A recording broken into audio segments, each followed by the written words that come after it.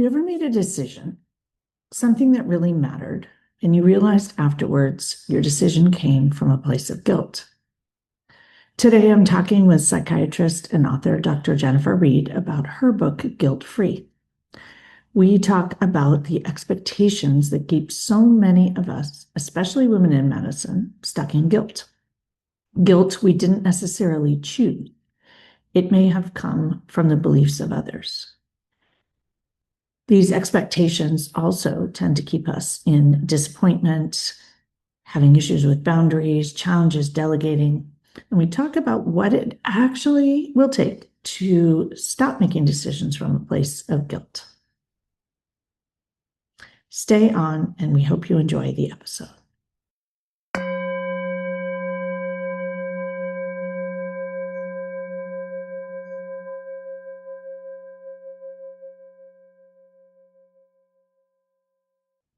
Thanks for joining us today at the Healing Medicine Podcast.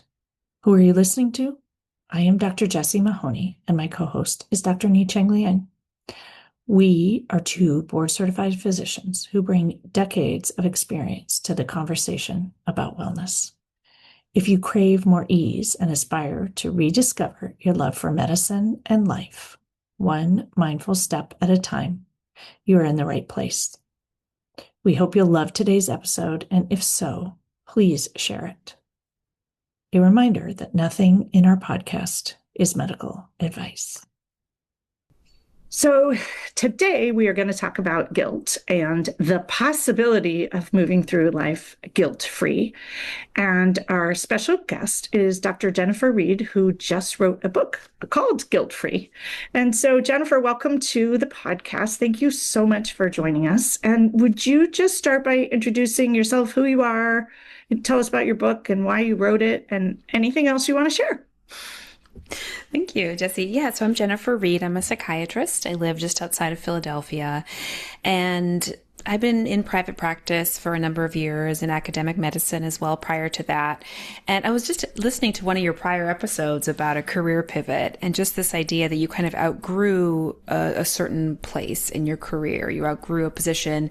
And I was really feeling this pull to do something creative, to write, to just shift my time and energy to something that was going to have a kind of broad audience potentially. I think in part due to my own guilt about, especially during COVID and even before, just not having the space in my practice to accommodate everybody that needed help. And how hard it was to just perpetually send people away, give them referrals or make suggestions, but say, I can't directly help you. It's a really awful feeling, and one that I, in private practice, felt too much, too often. And so that sort of prompted me to start writing about guilt, because not only was I guilty about that, but I felt guilty that I wanted to step into a different direction, because that's not what a doctor does, right? I've invested this time and energy, and this is really what it looks like. And I come from a family of physicians. My father, my maternal grandfather, both in rural North Dakota, and they were very clinical, saw patients for 40 years, had the little black medicine bag, went to these satellite clinics. So that was my whole image of being a doctor. So that's really what prompted me to start writing, and to start writing about guilt, which has been a process to manage my own guilt, and also just to learn how to help my patients, my family members, my friends with this difficult emotion. Yeah. And so I work mostly with women doctors, and we are especially good at guilt and making decisions from guilt. And I actually had one woman physician who was in a coaching group of mine, and I talk about guilt, shame, and blame, and fear, and how as doctors, we usually make our decisions using one of those feelings, which is not how we want to make decisions. And this person said, I make all my decisions from guilt. And she actually was able to decide in that moment that she was going to stop. She's like, I'm just not going to make decisions from guilt anymore. And what was super cool in the long end of the story is that she found out she was making most of the same decisions, but she felt so much better about them. And that when you made them from more desire or from authenticity or from alignment, it felt better. And I know for a lot of us who make decisions from guilt, we wouldn't make the same decision. But I thought that was so interesting. So I also think that, some people feel like they need guilt to keep themselves on track, right? That the guilt's going to keep them making the right decision. What are your thoughts on that? I'm super curious. Yeah, there was an entire section in the book on why guilt can be so sticky, why it can be so hard to put aside. And one of the big ones is that we think guilt is motivating. Yeah. That we think if I'm telling myself I need to be better, I've already blown it, I'm making a mistake, I'm not doing this right, that's going to really motivate us to be better. And I think the trouble with that is it's sort of like junk food, right? It motivates us, but only for a very short time and at a pretty high cost, in that we feel like we're already behind, right? Instead of like, just do it, the Nike slogan, it's like, oh, I should have done that already, right? It can be demoralizing. And there is research that things like self-compassion are more motivating than self-criticism and guilt. I think it's important to differentiate, the idea of guilt-free. I love the anecdote you just shared, because it really is about not letting guilt make the decisions. It's not that we're never going to have the emotion of guilt, right? Of course we are. And of course I still have guilty thoughts that come up, but I don't want them to be in the driver's seat any longer. There is a form of adaptive guilt. And we think that when you look in the research and sort of the social emotions, guilt is one of those we feel usually interpersonally in our interaction with others.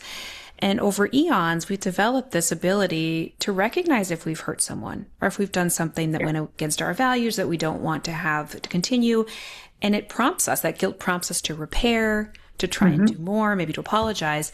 The trouble is when it gets to this maladaptive, like constant feeling where we just feel guilty about everything all the time, it still prompts us to do more and more and more. And then what do we see? We see, especially women physicians for sure, taking on more and more as a response to that guilt. And then that is perpetuating the problem, because there's this sense of, I've taken all of this on. If I'm not doing it perfectly, I'm failing.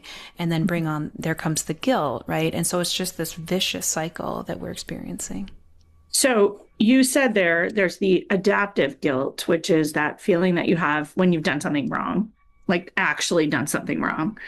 And then you described the maladaptive guilt, which is the motivating one that sort of just keeps you doing more and more. What's it really comes from your own inner expectations or someone else's expectations? I'm curious about where you think that comes from.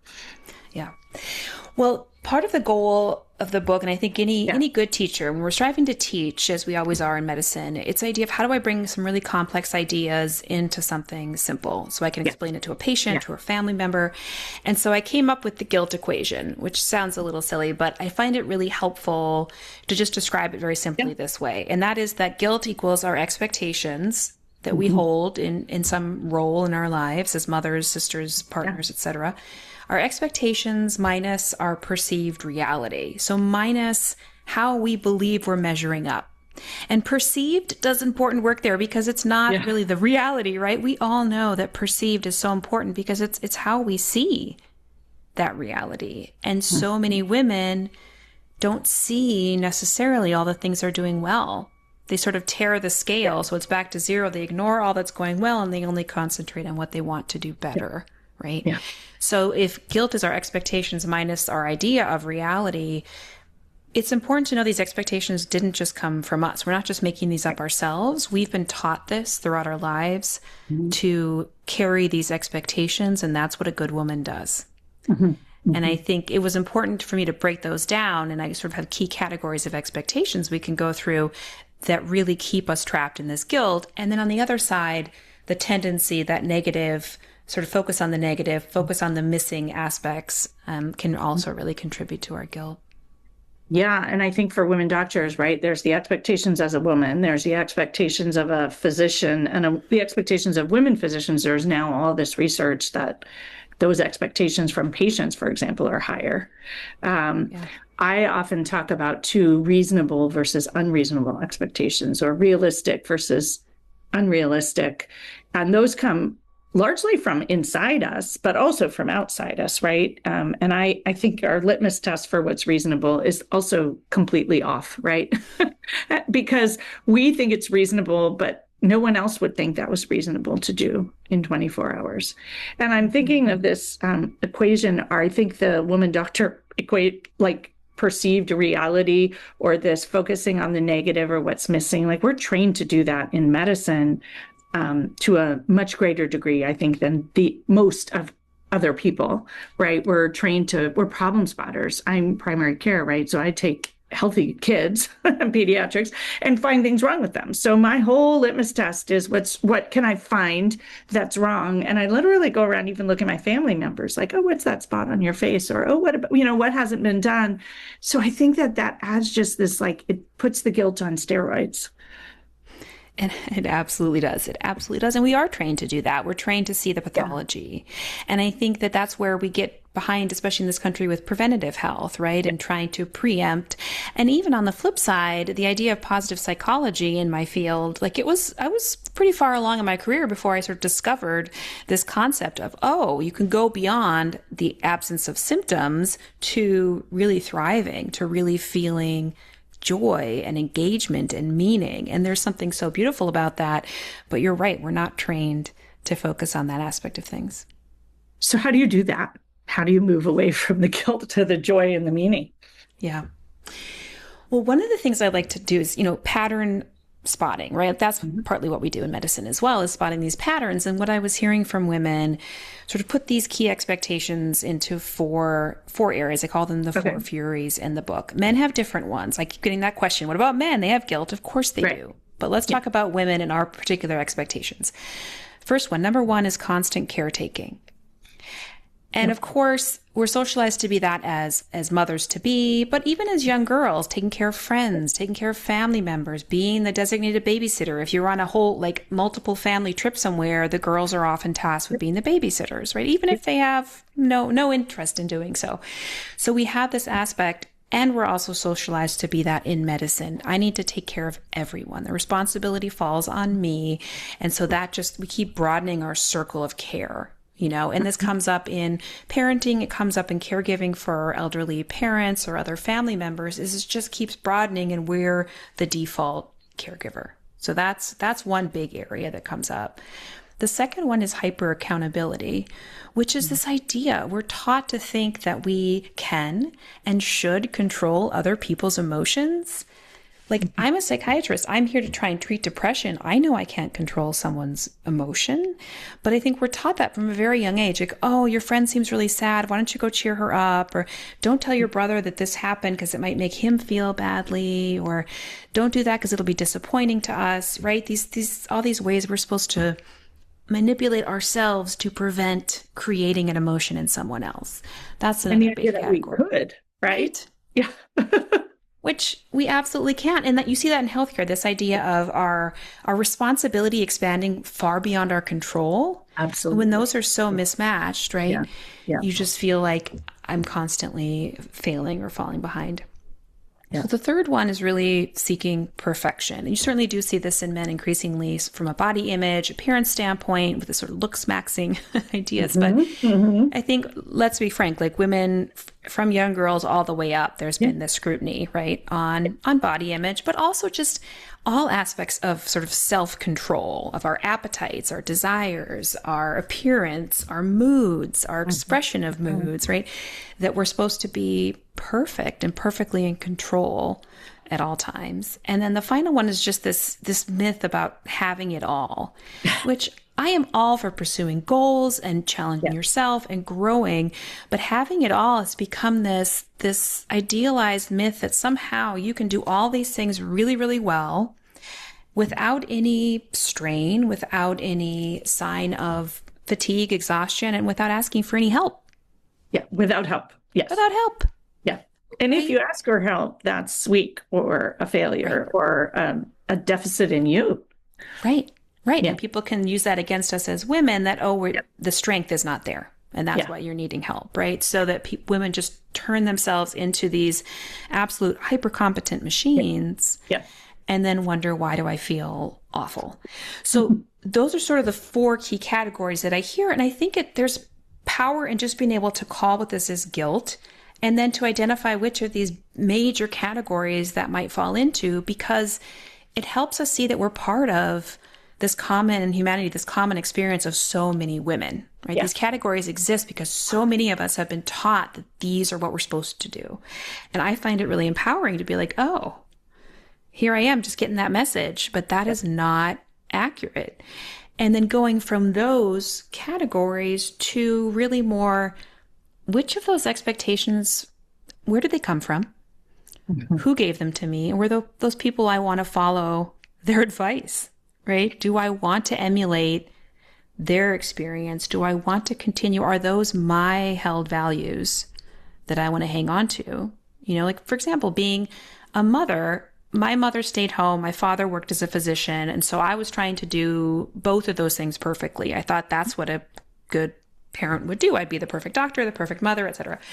And I think really having to pull back and be like, what are the priorities I have in being a mother that I can strive for? I can't do them perfectly, but what are the things that are most important to me? And one of those is communication. I mean, my kids get teased because, oh, your mother's a shrink, and so you're going to be talking about your feelings all the time. And like, but I want to keep those conversation lines open. I want us to be communicating, and that's really important to me. But there are other things that aren't. Like, we get takeout. I cook something really basic. They eat it because they're so hungry, or else they make a PB&J. But like, yeah. That I've let go for the most part of that being necessary to feel like I'm being a good mother. So it's those kinds of things that we're trying to rewrite. These are these rough draft guilty thoughts. We're trying to rewrite those expectations to something far more attainable. I often say that, like, if we have someone else's thoughts, we get their results, right? But if you have the thoughts of a stay-at-home mom, well, and so you're going to feel bad if you can't be a stay-at-home mom, right? So having those thoughts is unrealistic or unreasonable. But if we carry them with us, then we're absolutely going to feel guilt when we fall short, right? We are, right. And I think that constant caretaking, for example, is why women feel so guilty when they take time for themselves. Yeah. Because they're turning what's supposed to be the radar on everyone else's needs toward ourselves. And we must be, selfish or neglecting someone else's, like that. Those are the word choices that come up. I'm sure you've heard those a lot in coaching as well. I was told that as a kid. Not to be selfish, right? Like, and I was like, like, I never really, as a kid, thought I was, but that was the language. And to be fair to my mother, I'm 100% certain, because I know her mother, that's what her mother said to her, right? So the idea is we can't take care of ourselves.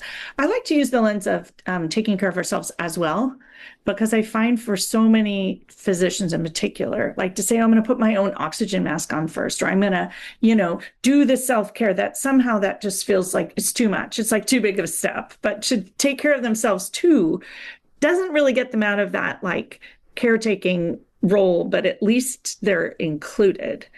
I'm wondering, though, as I think about it now, if then there's guilt, because I think there's guilt that we aren't taking care of ourselves, as well as we aren't taking care of other people, right? Because that's an unreasonable expectation to be taking care of the whole world.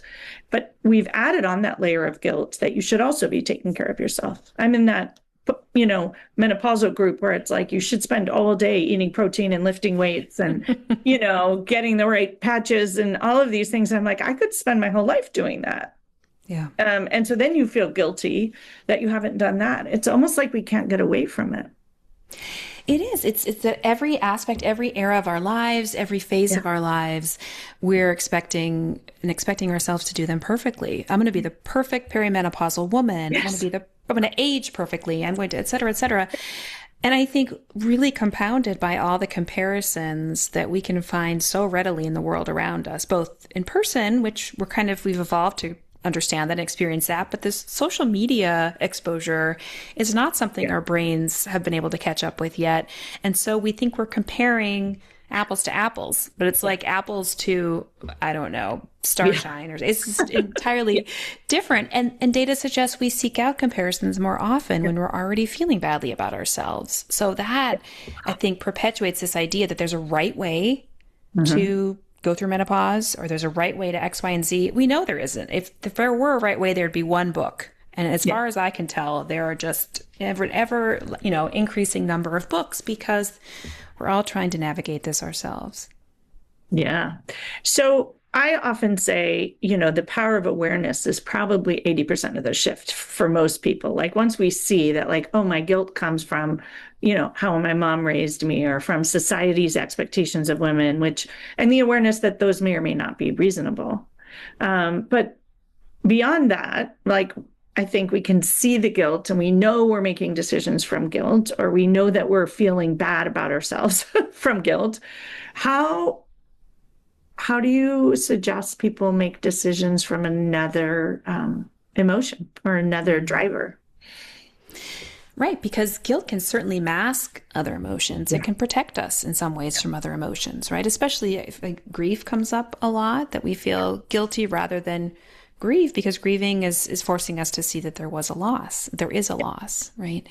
So what I sort of tried to write about in the book, again, psychotherapy has all these different ideas behind it and a lot of, fiction, a lot of myths around what it actually looks like lying on the couch, right? The New Yorker cartoons. But I wanted to describe, like, what are the steps we actually go through in that therapy setting, and came up with SPEAK as a mnemonic. I love a mnemonic from med school and beyond, right? The only way we all got through it. Yeah. So S is really for showing up. And it sounds so simple, but I put that in there because that can be so hard for women to show up for themselves. And that's what we're asking. It's not you're showing up for someone else with like the homemade cookies for the bake sale. You're showing up for your own experience, your own life, your own hope for something better. And you're saying to yourself something could be better. Yeah. So that's S. P is paying attention. And that, again, is turning inward and noticing what are these supercritical thoughts that I'm telling myself all the time. Because we may be on autopilot. We have a lot of things pulling our attention these days. Certainly a busy working female physician. Oh my gosh, not to mention everyone else out there. So how do we pay attention? What are we noticing?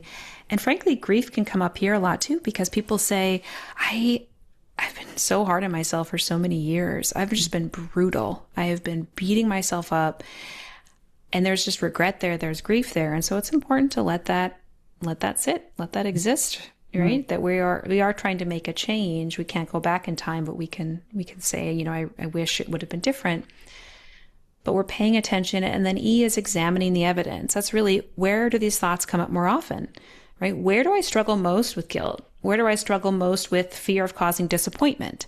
Where do I struggle most with feeling like I can never say no, right? Or that I can't delegate? We all have different roles that we play where it's harder to do some of these things, and others where we are great with boundaries, potentially, right? So it's sort of like within me, like, what is my own sort of clothing size? What is the own pattern that I'm putting on here? What's the pattern of my guilt? Because we're not trying to determine someone else's. We're trying to figure out your true guilt triggers, right? And then the A is for action, because again, I needed some practical things that people could really do, because that's the way I think, and I like to do it that way.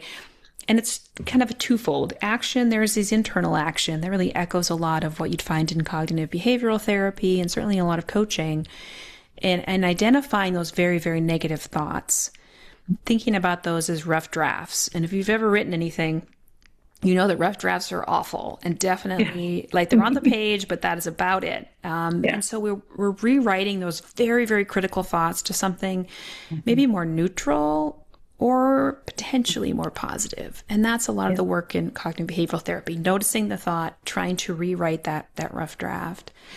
But there's also the actions in our interactions with other people. And sort of the three main ones I talk about are boundaries and allowing disappointment, and then delegating.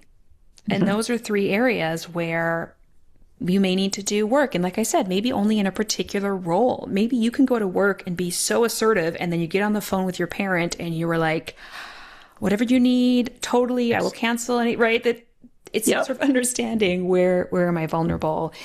And disappointment's important because, again, if you're turning yourself inside out to try and help someone avoid disappointment, not only do you fail, but also you are demonstrating to them and everyone else that the disappointment is somehow like dangerous, or we've got to avoid it at all costs. Well, of course it's not. We've all lived through disappointments. And I then, think disappointment's one of the yeah, hardest ones for people in medicine because we're sort of taught that disappointment is dangerous. And if you disappoint people, right, you won't get your residency or your fellowship or your job, or you'll get a patient complaint or you'll get sued. And most of us never disappointed our family, right? We were the A plus and we did everything we could to not disappoint, right? yeah, So for us, that fear of disappointment, I find is like just off the charts, terrifying.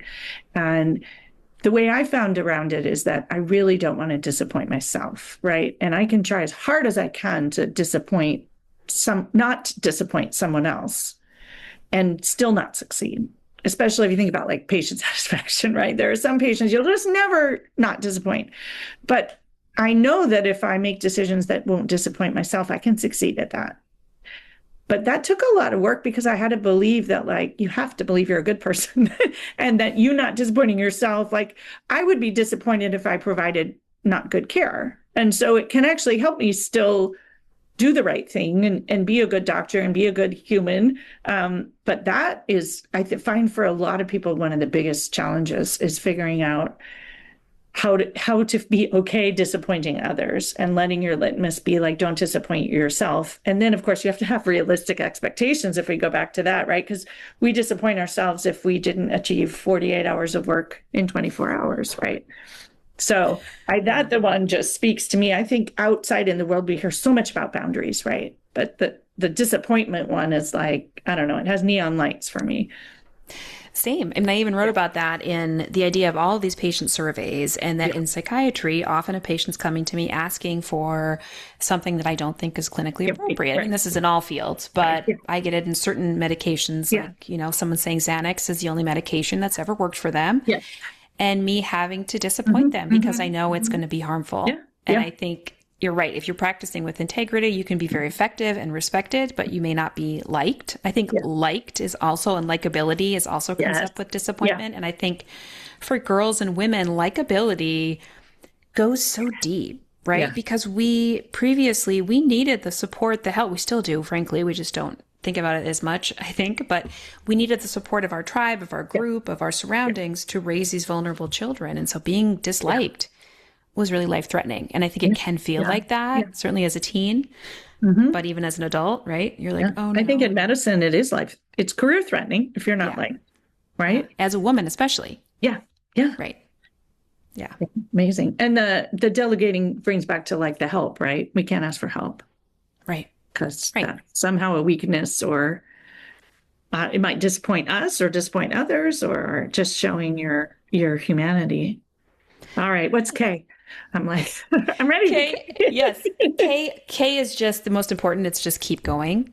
It's that this is sort of a lifelong thing, that these thoughts come into my head all the time, that in talking with friends or even have colleagues who are using the book with their patients, and they're really seeing the change, but we're seeing the process. We know that this isn't instantaneous because we've been swimming in this for years. This has been our experience. And I think about this with women in medicine. I'm like, how could I sort of share these ideas, and whether or not truly hospital systems or administrative departments would have any interest in helping physicians learn about lowering their guilt, because guilt is sort of a form of social control in that it keeps us looking toward ourselves to be better and give more, and not looking outward and saying, wait a minute, these resources are inadequate. Well, so the cynical part of me says that that's actually part of our training on purpose. And I do teach that, right? Because they want us to feel guilty. Because if we feel guilty, we stay late, see more patients, answer messages on our own time. And I think no one's actually trying to be malicious about it, but I think it was purposeful in our training. And thinking back to your dad's time, right? In medicine was different. So you could show up with your black bag, but you didn't have to see a patient every 15 minutes, and you didn't have all these regulatory things. So it was just a different animal then. And so like making decisions from guilt there had very different impact and energetic costs than it does now. And so I do think I have found that the awareness of making decisions from guilt, most people don't want to make decisions from guilt. That doesn't feel good, as an authentic or aligned way of moving through the world. And so it's the awareness of it. And I would hope that institutions don't want us making decisions from guilt, but I do think it's part of the culture, and it's actually how we train new doctors. And so I'm often asked, like, let's get this to the new doctors. And I'm like, well, let's get this to the attendings, because if the expectation from the attendings is still that we show up this way, it's not fair to the new doctors to ask them to show up differently, right? They then get judged in the same way. But it seems to me it's a cultural change, because medicine is riddled with guilt. Guilt if you show up, guilt if you don't, guilt if there's an outcome that's undesired, even though it's not in your control.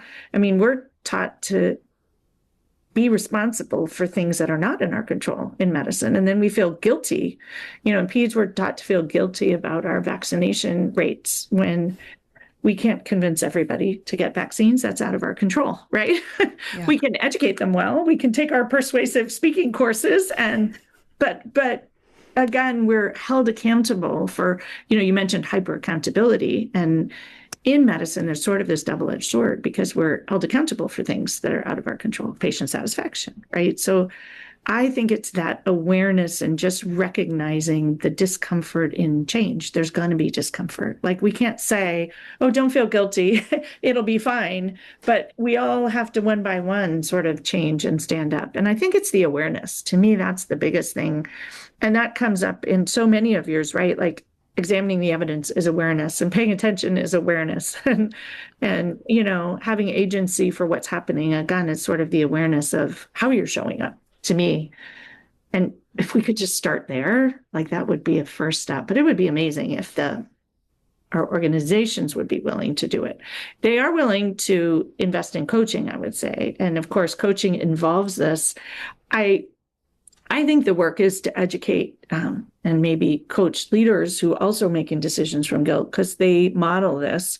But if they could understand, we talked about at the beginning, right? The idea of motivation, like, that's actually not where we get the best outcomes when you're motivated by guilt. We get the best outcomes when we're motivated by hope and inspiration and creativity, and the most sustainable outcomes. And so if we could change the messaging so that really they're going to get better care for the patients, doctors that don't leave, if we begin to change this, that's where I think the change will happen ultimately, I hope. But again, it's the awareness. So I'm delighted that you've written this book, and hopefully my podcast is almost all women physicians who listen to it. So we can start just spreading that ripple effect of awareness. I think also, if we stop making decisions from guilt as individuals, we can give other people permission to do it as well. And that becomes a ripple effect, right? Mm-hmm. But I think also, absolutely, I think that ripple effect coming from organizations, coming from ourselves. But I think we also have to watch out for whether or not we're policing other people's guilt, right? Yes. That there was this interesting discourse. There was an episode of The Pit, I don't know if you watched it, where it was a resident or a medical student, like, left directly at the end of her shift, wouldn't agree to stay later and sort of help out. And there was a lot of judgment, both in the show, but also on kind of online forums. And I think we do this as women, and we do it in healthcare and in medicine as well. And so I think we just also taking stock, paying attention to, how am I responding here? Yeah. Because, right, you get those older attendings that are like, well, that's not the way I did it, so they should have to do it this way. It's like, but that wasn't good. Yeah. Yeah. And that isn't sustainable in today's model. And these younger generations that are setting more limits, maybe I'd say thank goodness for them, because and they are taking a lot of flack for it, but they are making changes that need to be made. And maybe they don't go out about it in the perfect way. That's fine. But I think that's part of the conflict. But a huge part of the conflict is our dislike of change, or I paid the price, so you should too. Right. Or if I'm making decisions from guilt, everyone else should. I often talk about medicine as a judgment culture. And we judge ourselves, we judge our colleagues, we judge our patients. And so it's like they should make decisions like I do. And if they don't feel guilty, what's wrong with them? Mm-hmm. Absolutely. Yeah, a judgment culture. It really is. It really is. And I think that can be exhausting. So if people are willing to make change and we can adjust to that, and it keeps physicians practicing, as opposed to we're going to stick with these old ways and we're going to lose good people in sort of massive numbers. We're losing good people right and left. Yeah. And I imagine if we could practice with less guilt, more people would stay. Mm-hmm. Right. Honest. If setting a boundary was encouraged rather than seen as as weakness or seen Yeah. as selfishness, I Yeah. think people could protect themselves a bit Yeah. better. So I absolutely agree. I mean, I think the best way I can imagine this book is having women in a room talking about it together, Yeah. reading it together, because that's what needs to happen. We can read it on our own, but I think we have to talk about it to start making these cultural changes. Well, I'm inspired after this conversation. I do a advanced coaching group for people who come to retreats, and we always do a book club, and I always pick a different book because some people do the advanced coaching over and over again. So, because the topics are always different. So I'm like, maybe this will be our book club for the fall. Because I agree that it's the conversations that really change things, and we can hear it and want to change, but it's also the reinforcement of hearing other people's stories sort of normalizes how we got here and gives you that support to move forward differently. So it would be I'm excited for the book club. And just even thinking, how can we spread these messages through more conversations would be just so helpful. Yeah. Yeah. I mean, I did create like guilt-free groups. It's just sort of a free, you can download it. It's free. It's on my website. They can download it and you can just go through, I think it's like 6 weeks is how it's designed, but just something to facilitate that conversation. So that's available to everyone because again, that's what I'm hoping is that we can make changes that really help next generations, including our own, but that we're not going to let this pass on down to the next generation. What a great idea. I used to facilitate women in medicine groups in my organization. And, we would do book clubs, but how amazing if you got groups of women in medicine to have this conversation. Yeah. And I do think, that's sort of the power of group coaching or even that retreat environment. It's the conversation and the connection and the support, because we can hear it in our brain, but making the shift, I think, requires that sense of safety that comes from the vulnerability and the human connection and the community.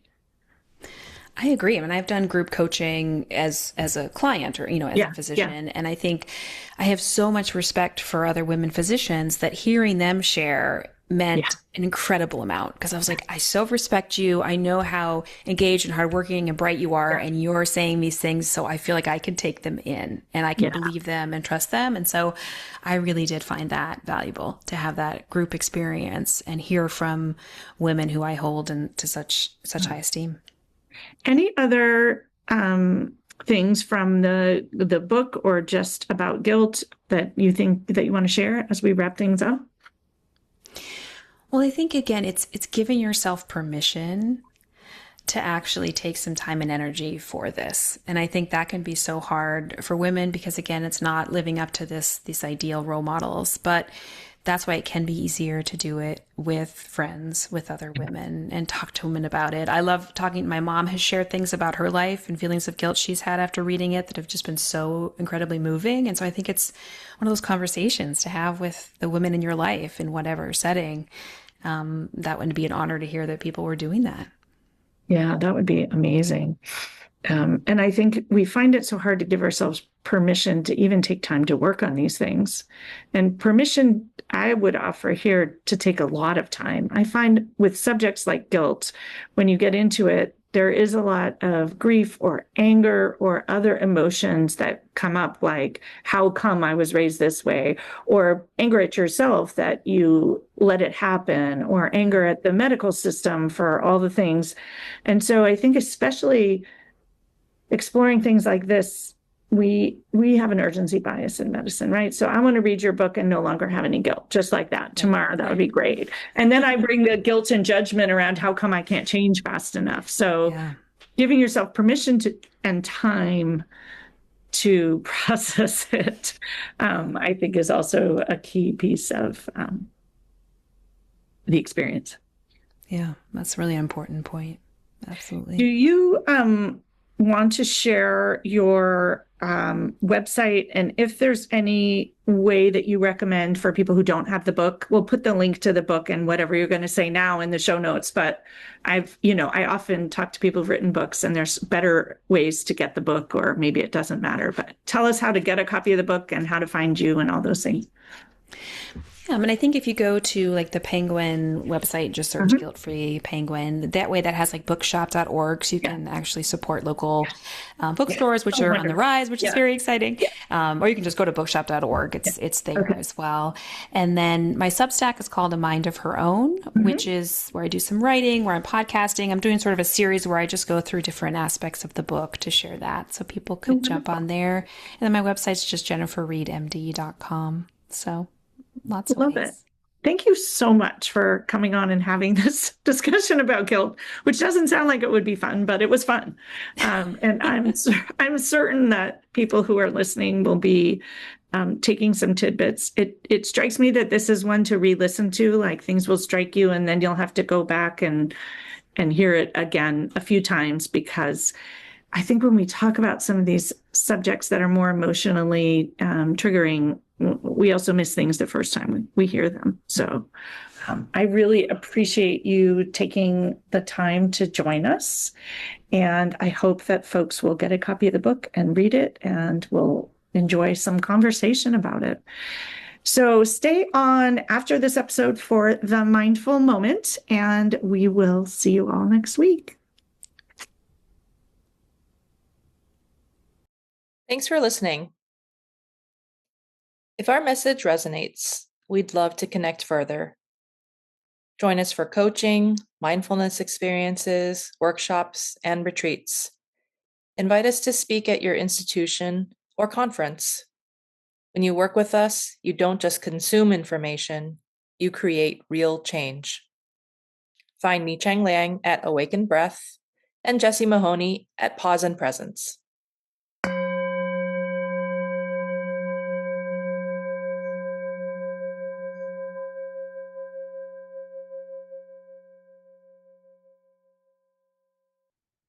Welcome to today's mindful moment, a chance to explore the voice you're listening to when you're making decisions.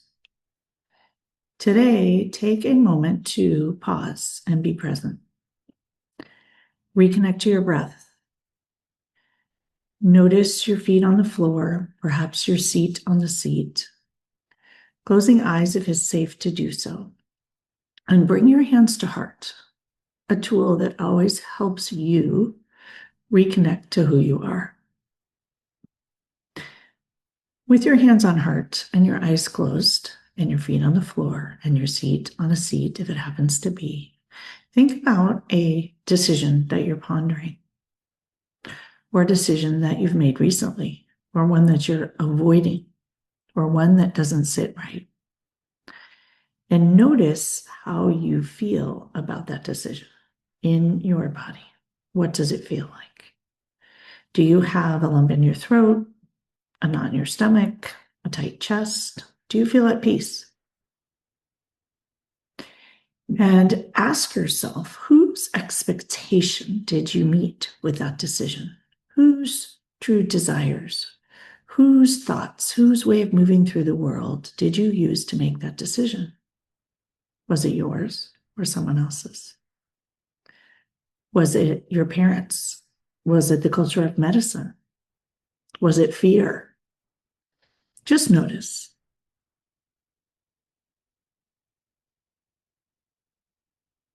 What if you made that decision now, remade it, or made it for the first time from the energy of not being willing to disappoint yourself? Would it be the same decision? If you had your own back and not disappointing yourself, feeling proud in the future, what decision would you make?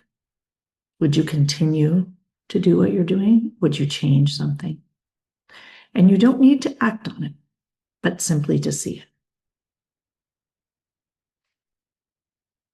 Coming back to your breath. And if you now have tightness in your chest because this feels new and uncomfortable, simply worth knowing and noticing.